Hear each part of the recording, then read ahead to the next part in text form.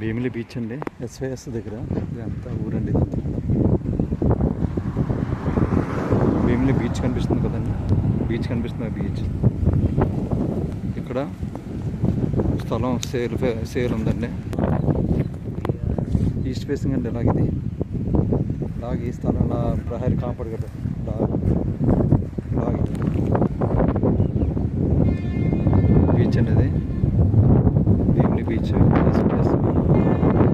దగ్గరలో అది పార్క్ అండి, అదంతా పార్క్. సో పార్క్ ఆపోజిట్లో ఇదండి. నార్త్ ఈస్ట్ వస్తుందండి. ఇది north east land for sale 600 గజాలు వస్తుంది. ఇలా నార్త్ ఈస్ట్ 600 గజాలు వస్తుంది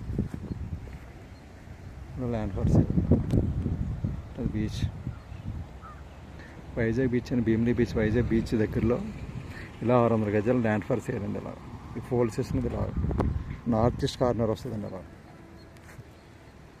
600 గజాలు వస్తుంది. ఇలా మీ గెస్ట్ హౌస్ కానీ, హోటల్ కానీ, హౌస్ కానీ, సో ఓయో రూమ్స్ కానీ, లాడ్జ్ కానీ, సంథింగ్ ఏదైనా కట్టుకోవచ్చు. బాగుంటుందండి ఇది. మీకు అదే బీచ్ అనేది కారిడార్ వస్తుంది.